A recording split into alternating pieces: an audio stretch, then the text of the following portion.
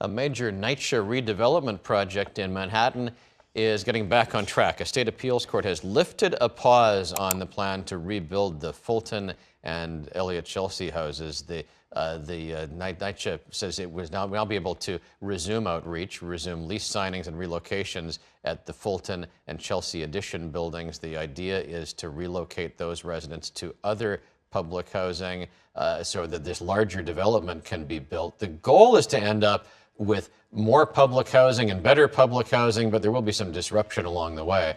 Joining us now to talk about that project, NYCHA Chief Executive Lisa Bova-Hiatt. Lisa, thank you for coming in. Thank you for having me. This was a court process that took some time to play out. Where do you feel you are at today?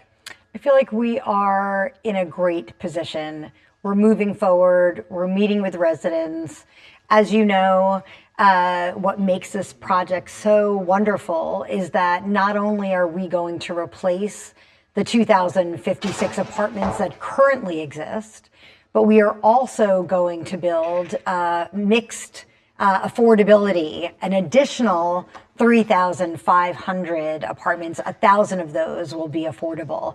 So not only are we replacing and building new, but we are also helping with the city's affordability crisis by providing additional housing. So I mean, it was billed as a win-win because of that. The private developers would come in, there would be some additional market housing, some additional affordable housing, and then replacement of the NYCHA housing. Where do you think the process went wrong? Why were you not able to communicate that to some of the residents who said, I just want to stay where I am and leave me alone?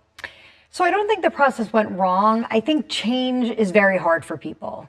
And I think that people love their communities. They love their apartments, even apartments that might not be as efficient or as modern as other apartments. So I think change is hard, but another factor that makes this so wonderful, this redevelopment project, is that 94% of the residents will stay in place. They will see the buildings go up. But the residents who live in the two buildings that have to be taken down, it's hard. The majority of the residents who live in those buildings have already moved into other lightly refurbished apartments on the campus. We have a very small number of people who we're working with to move them so that the buildings can come down and the project can move forward. So one more question on this development. What's the timeline now? If everything goes as you hope and there aren't additional legal obstacles, when will we see construction?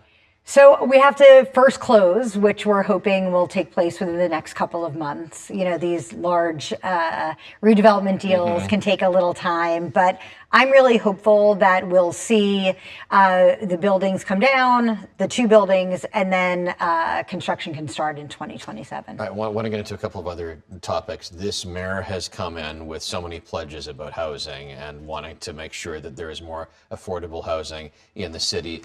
There was a city council report recently looking at vacancies in NYCHA apartments, something on the order now of 6,000 vacant apartments. Sometimes it takes a year to get somebody into a vacant apartment.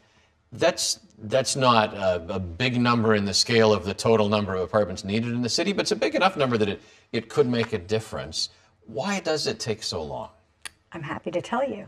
So last year, in 2025, we turned over close to 5,000 apartments. It was 4,700 apartments. And we made the decision a couple of years ago that when a tenant moves out of an apartment and the average tenant stays in an NYCHA apartment for over 26 years, that would be the time that we would not only refurbish the apartment, but also address the environmental hazards that are very much a part of the 2019 agreement that we signed with HUD. So you're trying to do the big fix, not just a paint job. Exactly. So when a tenant moves into one of our refurbished apartments, it's lead-free, it's asbestos-safe, and it's free from mold. Those things take time. Additionally, we have about 2,600 people moving in and out of NYCHA. So every time, we turned over 4,700 apartments, 2,700 of those were given to NYCHA residents moving from another apartment. So We moved 4,700 people in, but we created another 2,700 vacancies. We had those rental ripoff hearings the Mamdani administration had, NYCHA residents saying, we've got complaints that we want to share, and much of that process was meant for private landlords. Do you feel like you have made progress in the last couple of years at some of their concerns about poor maintenance, about lack of responsiveness? You know what? NYCHA is a 90-year-old organization, but I really do think in the past 5 years, certainly since the HUD agreement, we have made incredible progress. We also had our own hearings called NYCHA in Your Neighborhood. We had 3 one in Brooklyn, one in the Bronx, one in Manhattan. We'll continue those in the fall. I mean, you heard it from some people at those I hearings. hear it every single day, email, phone, but I really feel like the communication has gotten so much better with our tenants, and we are open to hearing criticism. We're also open to hearing ways that we can improve, but I think there has to be collaboration. No one knows what goes on at a development better than the people who live there. Lisa, thanks for coming in this morning. Thank you for having me.